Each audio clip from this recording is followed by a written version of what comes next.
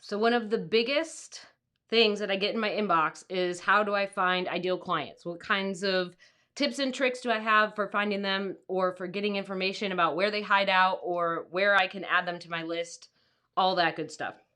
So today we're going to go over a few of those things and go through all these different steps that I use to find them through different public things that everybody can use to find them. So if you've been wondering like how to get your clients and how to, search different things in your niche, this is for you. And everybody's here. We have all of our pets. I don't know if they're on camera. Oh, they are. There they are. Licking. Those over there licking, of course. Maybe we'll give them something later. They're super snuggled up, and if if you hear any like rain noises, it's basically melting here. So we had a super cold winter mix situation. So now we have a bunch of snow and we have a bunch of ice that's melting, and it just sounds like it's raining outside. So hey, Vicky, welcome in. Glad you could join us. If you have questions as I go over anything, feel free to put it in the chat. We can go over anything freelance writing, and I'm just going to hop into what we're going to talk about. So let's talk about public announcements and publications. So this is one of my favorite ways to find different types of clients in my niche. That's a wave. Oh, interesting. Okay. I'm surprised that it changed it. Yeah, YouTube, I guess, like doesn't have as many emojis as like other places. A wave. Hi, Vicky. Yeah. So here's the deal. When you're looking for things, you need to find trade publications. So trade publications are going to have everything that's in your niche, right? So for me, sometimes that could be Pizza Today, or it could be QSR or FSR. It could be online. It could be print. Sometimes advertisements in those trade magazines are really helpful because if companies have money to advertise, or they're trying to get restaurant owners or whoever your niche is, or hospitality tech software, like those types of things, it's really helpful to start making a list from those. So for me, yeah, I like that you had the wave, like the ocean wave in there, Vicky. So for me, I oftentimes pilfer through those things for like announcements or new things that are popping up, or, oh, you found the wave. Is the wave in YouTube, or is the wave like you just found that on your own? Okay, we'll solve the wave thing. Anyways, so when we're doing these publications, right, they're in our niche. So they're usually trade magazines, and they usually have advertisements, articles, press releases, announcements, all of these different things that we can follow to start adding companies to our list.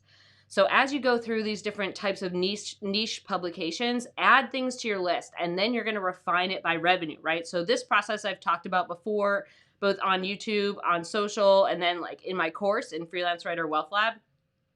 Pizza. Hey, Gaddy, welcome in. Welcome from your car. I hope you're not driving. Don't drive. So yeah, putting these things on your list, then you're going to refine by revenue later, right? So like I've talked about this process before, and then you kind of refine by 3 million, at least 3 million-ish for startups, and then 5 to 50 million for regular companies. So the deal is that you're using these publications, these trade magazines, like online or print, whatever, to find names of companies to reach out to, right? Find them to add to your list, and then cut them down by if they have enough revenue. Because we need to know that the companies that have the revenue have enough to pay a writer or pay outside help. That's really important. So as we're going through everything, there's a whole bunch of different stuff that we can do. Like we can also follow them on LinkedIn, the publication, or we can follow editors because they share stories that are really important. But the deal is that we have a constant influx from all of these different trade magazines in our niches of products or services or companies that we can then add to our list to then refine by revenue and then reach out to. So for me, a lot of there's just a really big, loud bang noise outside. I think a clump of snow just fell off my roof.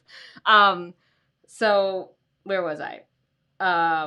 Oh yeah. So we're using these things to have like a constant influx of potential clients and potential ideas for companies we want to reach out to. So then the same thing goes if you follow a publication.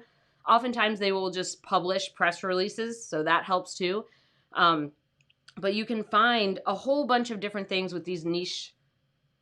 Oh, you have to do that. Okay. There's a whole bunch of different things with these niche publications, right? that you can use to keep having a constant influx of clients to add to your list. And this is really important because we have to keep marketing, right? We've talked about this before. You have to do at least, for me, I think the magic number is 50 to 75 LOIs or pitches a month. Some people send hundreds. I was never able to do that. 75 was my max number. But I think you need to have some kind of constant inflow of information. I like trade magazines to do that. They have press releases too. And then the same thing with public announcements, right? So public announcements could be funding announcements. It could be anything you get from PR Newswire, right? PR Newswire is something that you can sign up for as a journalist. It's free. You can tell them the niches or industries that you work in, and they send you all these press releases all the time. I get a ton of them. Anytime you sign up for that, you're going to get a ton of them. So then as you're getting all of these announcements, right? Like, and public funding announcements can be Crunch-based. They can be TechCrunch. I like Inno, INNO. Like I have Austin Inno because we have a lot of startups here, but it could be a city. Like you can pick any city's Inno. It's just like an online publication. BuiltIn is another one. We have BuiltIn Austin. And then there's a bunch of BuiltIns around the country in different cities. I think that's really helpful for getting startup information or funding announcements. Anytime that you can get something that just comes into your inbox and you can filter through it every day is super, super helpful. So when you're kind of adding all these things in, you're looking for anything that's giving you a flow of information. So sometimes what helps too is to reach out to press contacts. So people that represent your type of niche clients, whether you need to interview someone for a publication or whether you need to add some clients to your list. Like I've had people pitch me companies and I've reached out to them and gotten work. Instead of writing about that company, I've worked for that company because I knew that it just wasn't a fit for me to write about them. So the deal is that we have all of these different things coming in and giving us information, right? We have public announcements like press releases or funding announcements from all of these different places. Then we have publications, trade publications giving us information. We have press contacts. The more that you get things published in magazines, the more people send you. You can follow people on LinkedIn. But the deal is that this is a constant flow. So when I hear sometimes from coaching students or from my course students that they're really struggling to make their list, I know that they're not signed up for any of this flow of information that exists in their niche. There are tons of places that will constantly send stuff to your inbox. They want to grow their email list. They want you on their email list, and they'll send it to you all the time. So your job is to set up all of the funnels for all this information to then come into your inbox, and then you filter it out, right? You filter it the first time by just saying, oh, this company seems like a fit, put it on my list. The second filter is you filter out by revenue, right? Then then you start filtering out by looking at that company's website, their LinkedIn page, who works there, what their marketing efforts are like, what their content looks like. Then you send your LOI or your pitch. So as long as we have all of these things funneling information into us, right, into our inbox, then we have lots of opportunities to find ideal clients. And the thing is like you don't need that many clients. Like you need 3 to 5 clients at one time. Maybe you probably need like 10 to 20 clients over the year, depending on how things go. Mine, I think if I remember right, like my average clients are like 10 or less per year. And that includes magazines, like things that I write for. So it could be like sometimes, like I'm trying to remember, like a few years ago, I think I had a bunch, like I think it was closer to like 15 or so clients. But since, I've been moving along, I work with less and less people for longer periods of time. And I think that kind of like helps you hone in a little bit more, right? Like it helps you hone in on who's a good fit for your business, where your business is going, actually having conversations with your clients about their goals and where they're going. So the deal is that even though you're sending 50 to 75 of these LOIs or pitches a month, you only need a very small fraction of people to get back to you. So when we're making all these lists, that's why it's really helpful to have everything come to us, right? Have everything come to our inbox, and then we can filter whatever we want. And then we're able to like make our marketing actually have, a nice step-by-step system. We get all this stuff in their inbox. We add it to our list. Once our list has 50 to 75 names, or maybe 100, you refine them out by revenue, and then you start sending your LOIs and pitches. So once you kind of have all those systems set up, it's really easy to find clients. The other thing is that we're trying to make this process as simplified as possible because we want to be spending our time on paid work, right? We want to be spending our time actually doing the things that help our clients move forward and creating good content. Hey, Annie, welcome in. Glad you're able to hang out. We want to make sure that we have all these things, right? Just automatically coming to us so we can actually do the work that we're getting paid to do. The more that you can step by step this process, the more publications or the more places that you can find that will give you information, that's a big plus. That's what we want to do. The struggle isn't that, this is the thing. The struggle is not that you are finding places looking for writers. Like, no, you are specifically reaching out to companies who are moving and shaking. They're moving forward. They're getting funding. Their revenue's going up. They're actually creating content and asking if they need help with that content. This is a mistake I see a lot of times in my inbox. I get a lot of messages from people being like, how do you actually find these people? How do you know they need help? You don't. You don't. You never will, because you don't work at that company. You don't know people at that company. You need to reach out and ask. That's it. Just ask if they need help. This is a big mistake when you start combing job boards or you start trying to guess who needs writers. You don't know. You always should ask. There's nothing wrong with asking. They can always say no. Well, one, they can just ghost you and ignore you. Two, the next thing is that they can get back to you and say like, no, thanks. And then you can add them to a follow-up list and follow up and see if things change, because things always change. Someone leaves the company, they change their content marketing efforts, they funnel money to a different place in their content, right? Like in their marketing. And then they're like, hey, we have budget now. There's things that always change. So you can add them to your follow-up list, or they get back to you and they're like, yeah, let's talk. I have some content that I need help with. Let's set up a time to have a call, blah, blah, blah. Move along with your life. So there's all of these different things that, like, we don't want to make the mistake of trying to guess who needs writers. Like, we are not making assumptions. We're just asking if they need help. That's it. Hey, Shara, welcome in. Shara. I'm going to guess it's Shara, but let me know. Let me know if that is your name. I hate pronouncing people's names wrong, so let me know if I said it right or wrong. Okay, so, okay, I think those were all the points I wanted to hit on that one. I am going to do a pup date, though, because they're over there being snuggly. Oh my gosh, Charlotte, you look so suspicious. Why are you so suspicious? You're so suspicious. All right. It's probably because you know that you're going to get something. Oh my gosh, she's abandoning ship. You have to go back to your hobble hole. Go back to your hobble hole. Go back to your hobble hole. Good job. All right, sit. Good girl. All right, we're going to show everybody your high fives. Ready? High five. Good job. Other one. Good job. Good girl. Hold on. Maybe I can get it better that way. Let's try again. Ready? High five. Good girl. High five. Other one. Other one. Good job. Good job. All right, buddy. We're going to 1, 2, 3 dog and see if you can catch it. Charlotte, you look so suspicious. Why? Ready, buddy? 1, 2, 3 dog. Good job. All right, buddy, ready? 1, 2, 3 dog. Oh, you're so close. It's right there. It's right here. Sometimes when you get to be over 15 years old, it's hard to catch things and participate in life and, you know. Charlotte, you are a funny dog. You look like a little mermaid. All right, Minnie, you gonna catch this time? You're good at catching. Well, this one I crushed by accident, so I guess we're gonna have to do a little hand feeding. Oh, no. There you go. There you go, buddy. All right, you guys are doing great. Shara. Okay, like Shara pizza. I like that, Shara. Okay, good. Shara. I'll remember that. Everybody's got their blankets on too, so Charlotte was covered. Now she's not because she decided to go on a little voyage, but everybody's covered because it's cold and, you know, we could have put their jammies on, but decided not to. All right, cool. If this has been helpful so far, I have dog drool on my hand now. If this has been helpful so far, give it a thumbs up. If you feel like you want to learn more about building a high-earning freelance writing business, subscribe. Next point that we're going to go over is things that we're looking for in these announcements, characteristics, cool things that we can find for awesome clients.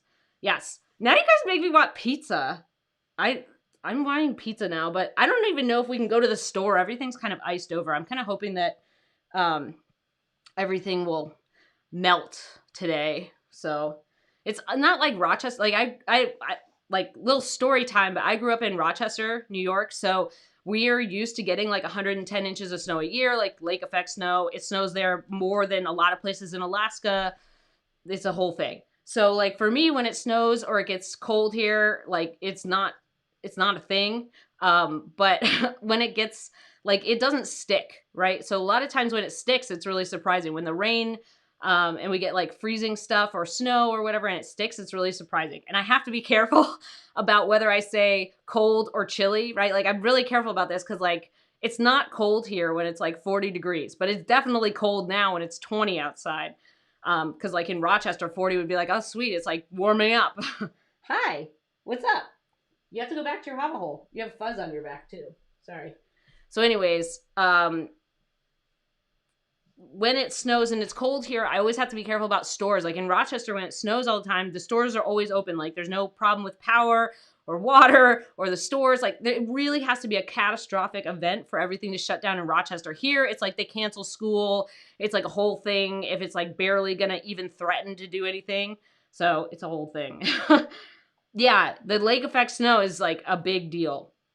Oh, now that you moved to the prairie, yeah. So like when I moved here, right, I've been living in warm climates for a while. Like I guess it did snow in Blacksburg. It was cold in Blacksburg. It did snow when I lived in Arizona too, which I have my Arizona State shirt on today.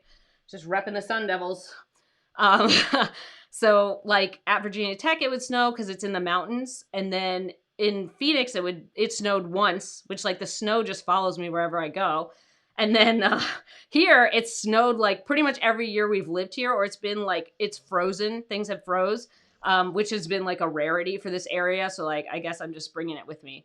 I forgot where I was going with this story, but the point is that when things are crazy outside, when it's like frozen and snowy outside, I'm always like worried if the store is going to be open here. And I never worried about that in Rochester. I was just like, snow's a normal thing. Plows are going to be out, salting, plowing, doing all their stuff. Yes? Hello? You have to go back to your hover hole, you little sad munchkin.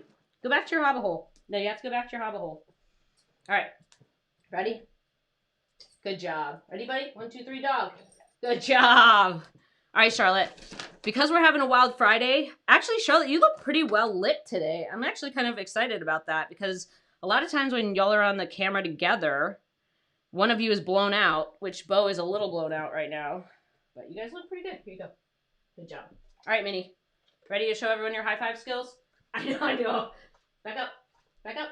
Good girl. High five. Good job. High five. Other one. Other one. Ow. Other one. Other one. Good job. Good job. All right. Cool. Let's get to our last few points. If you have questions, drop them in the chat. It could be about anything freelance writing wise. The point was pizza. Yeah, it was, Annie. Like Shara Pizza. I always make the joke too sometimes, like when people ask about, like when I say my name, and sometimes like when I say Mandy and people think my name is Andy or some other version of not Mandy, like I'd be like, Mandy like candy. Now I have Shara like Shara Pizza. Okay, sorry, Shara. I hope it's okay to like talk about this for 500 minutes. All right, last point. So let's talk about this. Things we're looking for in announcements. Money, obviously, right? So as we're kind of moving along and we're looking at funding announcements, they should be getting a bunch of money, right? So 10 million is always great, but like anything more than that is really great. And then anytime, like when a startup gets their first kind of round of funding, I've kind of found that the butter zone is like kind of in the Series B range. So Series A sometimes is them working on their product. So if you see something in this announcement, oh, grumble. If you see something in the announcement about them getting Series A money, that usually means they're going to use that money to build out their product, build out their systems, build out their actual business. Series B is when they're like, all right, we need to do some marketing. It depends on the company, right? So it depends on how things are organized and how they're kind of putting things together. This is another thing that like you don't know until you talk to them, right? So writers oftentimes try to make these guesses of like, oh, it's Series A, you know, they must be doing this. These are just general guidelines because you don't know how they use their money. You can always ask. Seed money is a different thing. Seed money is like one of my friends does messaging. Oh my goodness gracious. You're just sassy. You're just sassy. You're just over there grumbling. She's over there grumbling. Give you some pets, wild bean. So one of my friends does messaging and positioning projects. So she ends up doing a lot of stuff with seed money. So like people who get seed money, they do messaging and positioning for their product or service before they actually start any marketing efforts. Hi, Bean Babe. Hi, Bean Babe. So that works for her. But she's also doing these big giant workshops / messaging and positioning projects. If you're doing content marketing stuff, a lot of times by the time they start hiring marketing people or the CEO thinks it's time to start marketing or they have a content marketing person, that's Series B. So in the announcements, look at where they are. Are they at seed money? Are they at Series A, Series B? Anything after Series B, C, D, E, whatever, that's usually like way more money on top of what they already have. So that's always a good bet. B and above is always a good bet. The other thing we want to look for in our announcements is their growth. Like, oh my gosh, they grew 275% year over year, whatever. That's always really helpful to look at. The other thing is if they're hiring, right? Like they mentioned that they just hired a marketing person or they just hired a strategy team or they just hired something and it's in the announcement or in an article or it's something where, you know, it shows that they're like moving forward and their business is growing. That's always helpful. Also in these articles, look at what their product does. Oh my gosh. All right, Bean Squeeze. Bean Squeeze, go back to your little hobble hole and I'll give you something. Bean Squeeze, if you go back to your hobble hole, I'll give you something. Good job, Bean Squeeze. Ready? 1, 2, 3, dog. Good job. All right, ready, buddy? There we go. You did it. So the deal is that as we're looking at all these announcements and as we're looking at these articles, what does that product do? Is it really solving a big pain point for that client, right? So let's say, for me, let's say it's hospitality tech.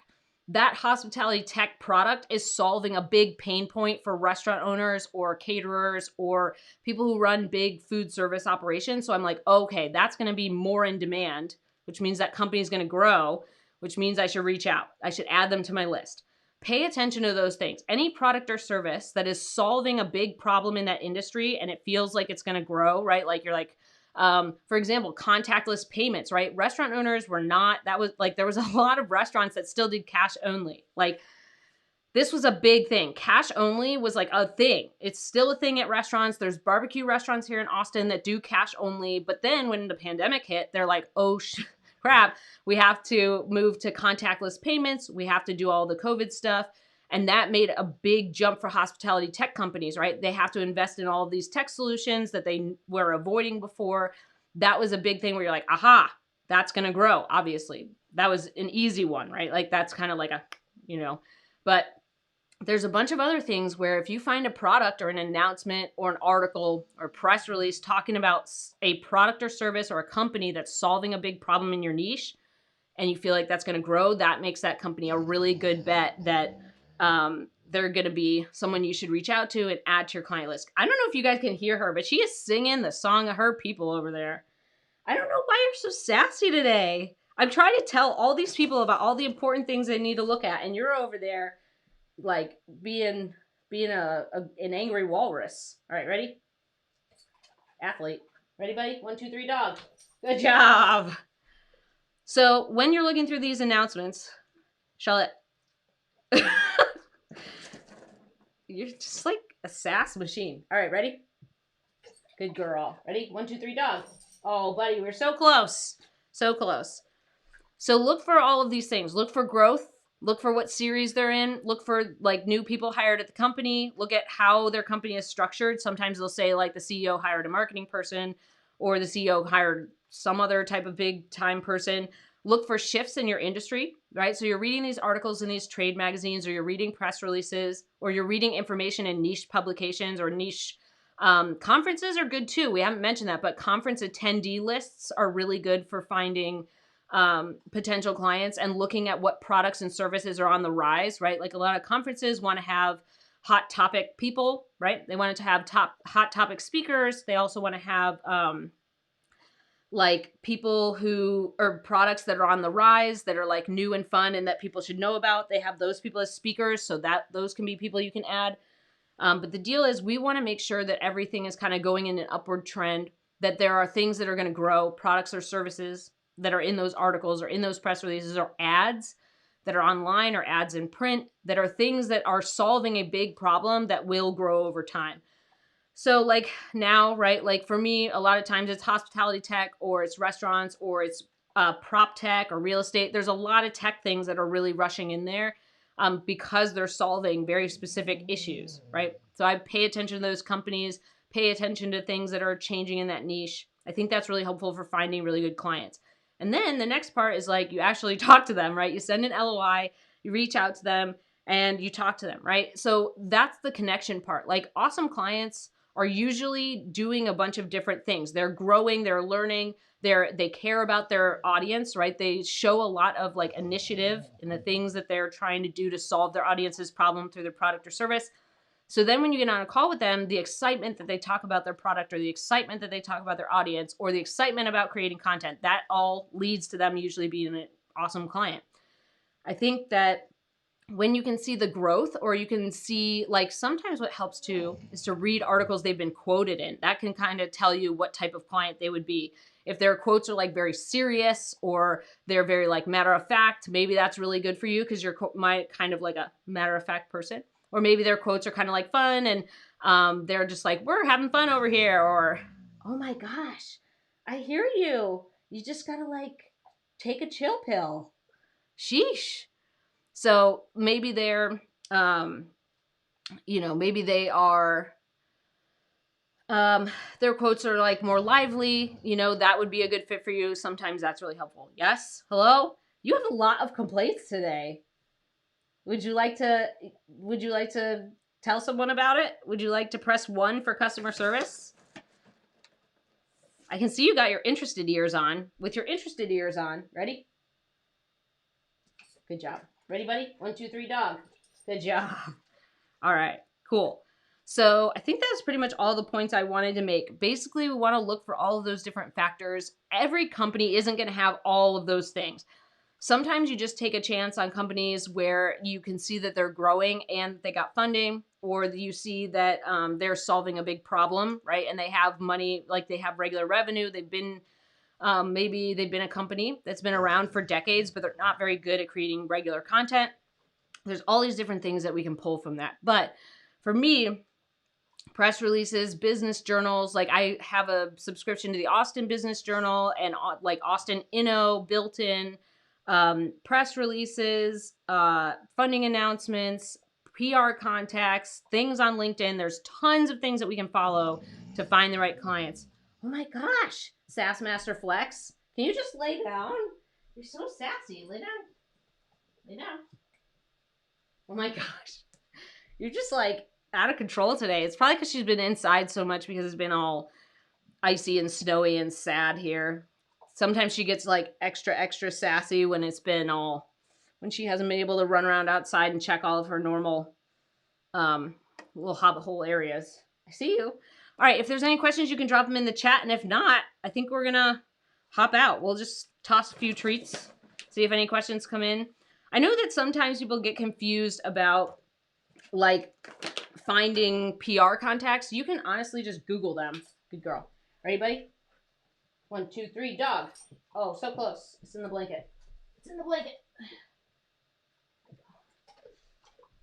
Yeah, so the deal is that you can find PR companies, like you can just Google like hospitality tech PR company, or you can look them up on LinkedIn, or you can just, connect with people over time. Like for me, here you go, buddy. A lot of it was figuring out that PR people reach out to you a lot when you're writing articles. So the more articles you end up writing for magazines, especially niche publications, you end up connecting with a lot of PR people over time. And then the other thing is like if you end up doing something like Haro, you get a lot of Haro queries, you connect with a lot of PR people, and then they just send you releases all the time. So either it's you use someone for an interview, or you're like, no, I'd never interview in a company like that, or a founder of this type of venture. Then you can be like, maybe they'd be a client for me. Check their revenue.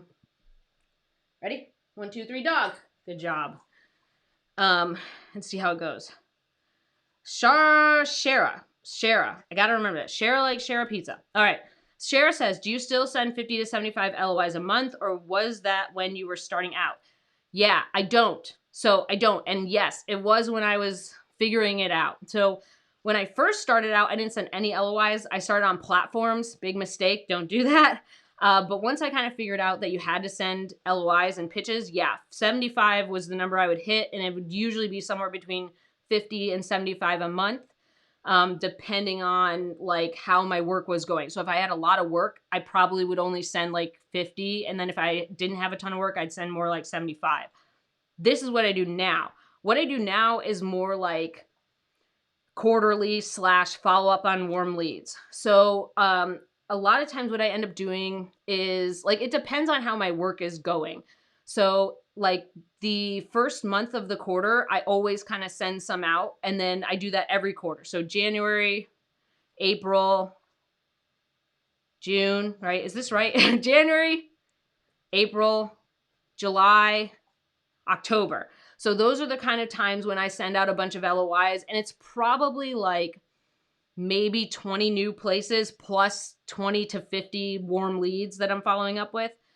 It just depends. So I do that every quarter. And if I have a ton of work, or for example, like my course is coming up, my course is going to open in April, and I know that I'm going to be busy onboarding course students. I probably won't do a ton of marketing in April. I'll probably like push out some things. We'll have to see, but maybe I'll do marketing. Who knows? It depends on like how things are going. So right now it's like I do it quarterly, and I'll send like 20 new companies and maybe 20 to 50 warm lead follow-ups, depending on how many I have in the hopper. So that's every quarter usually. If I'm really busy, it could be 4 to 5 months before I send some marketing. And that's probably the same. Like it's probably like 20 new companies and then 20 to 50 warm leads that I'm following up with. And then it just depends. Like, I think it's also where you are in your business. So when I was in my business and I wanted to do a lot more content, I sent a lot more stuff to get more content work.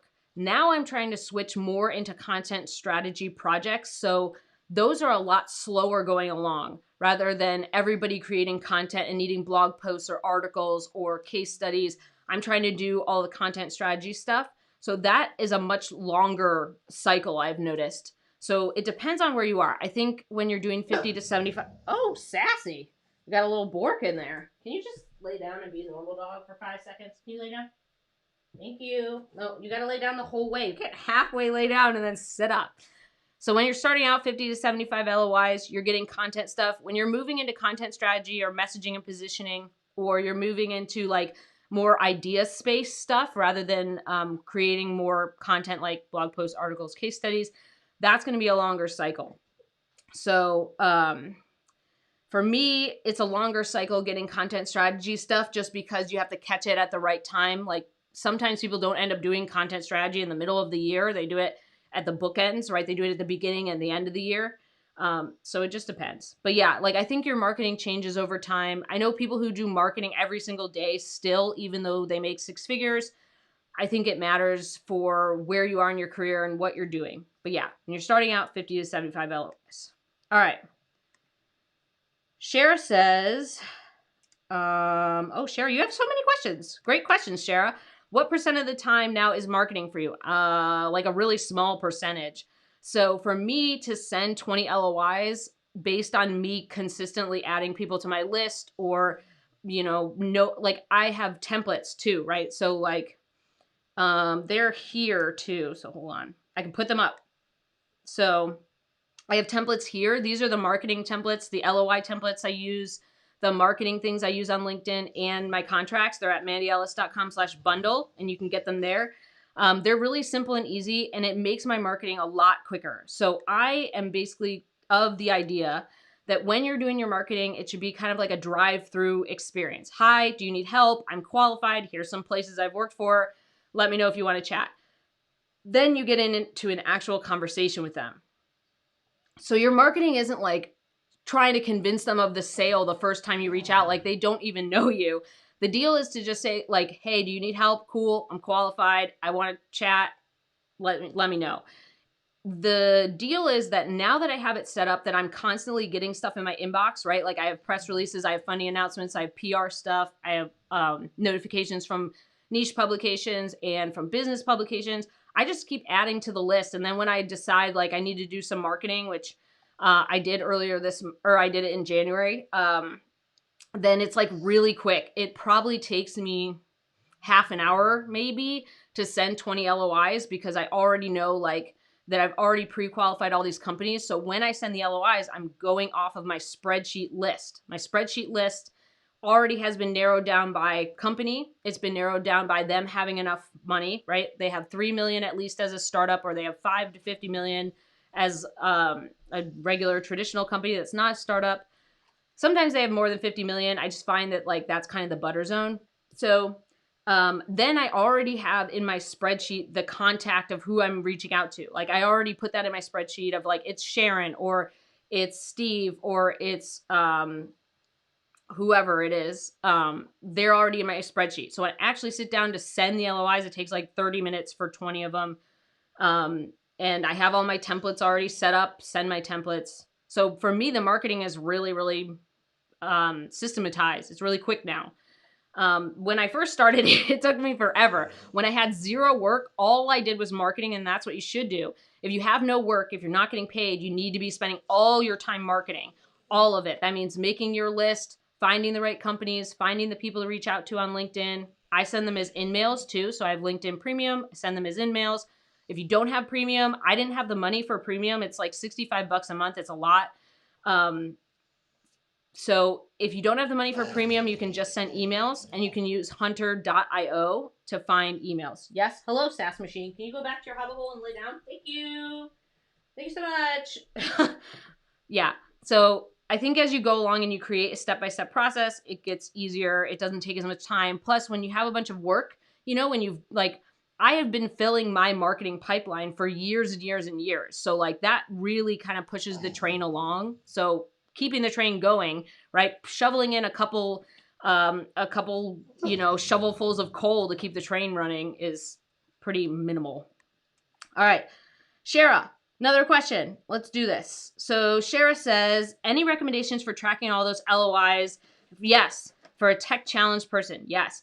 So when I send LOIs, I do a couple of different things. And I think I have a video on this channel of how I do it. I go over this like in depth and give everybody everything in the course. So in Freelance Writer Wealth Lab, I take everybody step by step through this process. I give you the spreadsheet. I have like all these tech videos of like how to do it. Ready? Oh, you tried.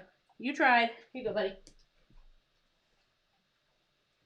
So the deal is I have a spreadsheet. It's just like an Excel spreadsheet. You can use Google, like Google Docs or Google Spreadsheet, whatever. Put all the people in there, right? Just make the spreadsheet. Put every company in there. Then spend some time cutting out the companies that don't have the revenue. Delete them out. Bless you.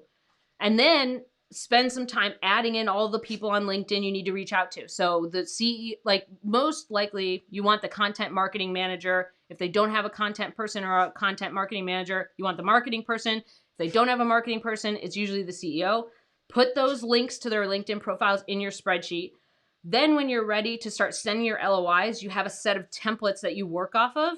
And then all you have to do is open up the link that you left yourself for the LinkedIn profile, send it as an in-mail, right? Send your template, customize it a little bit, send it through an in-mail, or use Hunter, HUNTER.io to find their email and send them the email with the template. Then this is the cool like tech challenge part is like, I don't follow up on LOIs that I don't get a response to. I think it's a waste of time. I used to do it, but I don't anymore. And then I like pitches for magazines, different stories, always follow up on those. But with LOIs, if you don't respond to me from my LOI, then I just don't follow up. If you do respond and you're like, not right now, or try again later, or we'll put you on file or something like that, something where it's like, you've obviously taken the time to respond. And I'm like, I'll follow up with you in 3 months. That's when you use Boomerang. I've talked about this. I love, love, love Boomerang. It is Boomerang for Gmail. So all you have to do is install it, and you can snooze all your messages in all these different ways. So if someone gets back to me and it's an email that says like, so-and-so got back to you on LinkedIn, or they respond to my email and they're like, not right now, I just tell Boomerang to put that message back in my inbox in 3 months. Then I just follow up with Boomerang. It is the best thing ever. I can also set it so that like if they don't reply, it will boomerang it back to my inbox in however much time I want, 2 months, 3 months, whatever. let's say someone got back to me and they're like, yeah, we're planning for Q3. Like right now, let's say they were like, we're planning for Q3. So I would get back to them right before Q3 and I would just say, Boomerang, put this in my inbox a week before the start of Q3 and Boomerang will put it back and then I can just follow up from there. So spreadsheet, Google Sheets, Excel spreadsheet, narrow it down by revenue. Then you have your company list that you know you can work off of. Find the people on LinkedIn to talk to. Then when you go on LinkedIn to send them an email or an in-mail or an email, you have your templates. And then after that, if there's anyone who gets back to you and basically says like, not right now, or try again, or like, we'll put you on a list, Boomerang is how you get it to come back in your inbox. Google or Gmail also has like a snooze function, but it's not as in-depth as what you get from Boomerang, where you can say like, hey, if they don't reply, send this back to my inbox, right? Let's say someone replied and they're like, yeah, let's set a meeting. And then they never get back to you. If they don't reply, Boomerang will put it back in your inbox. Makes it so much easier. Yeah, so much easier. So I hope that was helpful. And I go over this a lot. I think there's other videos on this in this channel about tech tools that I like to use, like Boomerang and Dubsado and Hunter.io. Hi, Grumper. Hi, I see you. Good boy, Bear. Things that really help me run my business smoothly. My templates are really, really helpful. Like I used to not use templates. I used to just write all my LOIs from scratch and that took forever. And I never understood how people got all their marketing done. And then I realized there was a bunch of people using templates and I was like, why didn't I do this? So templates make it a lot quicker. Yes, hello? Oh no, now we've only got one. And Bo, you look like a ghost. The ghost of Trito's present. Ready?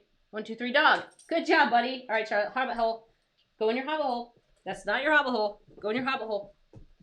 Good job. Sit. All right, Minnie. Ready? High five. Other one. Other one. Other one. Ow. Ow. Other one. Other one.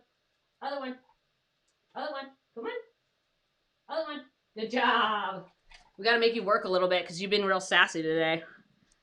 All right, people. I hope this was helpful. If you have anything that you use to find clients or little announcements or magazines or things that you find helpful, share them below in the comments. I'm always looking for new ways to like do marketing or share with other people. I know that I've had coaching students who use, there's like a couple of niche platforms that they use to find clients that are really helpful. So share that below in the comments. If you feel like this was helpful, give it a thumbs up. And if you feel like you want to learn more about you learn more about building a high earning freelance writing business, subscribe.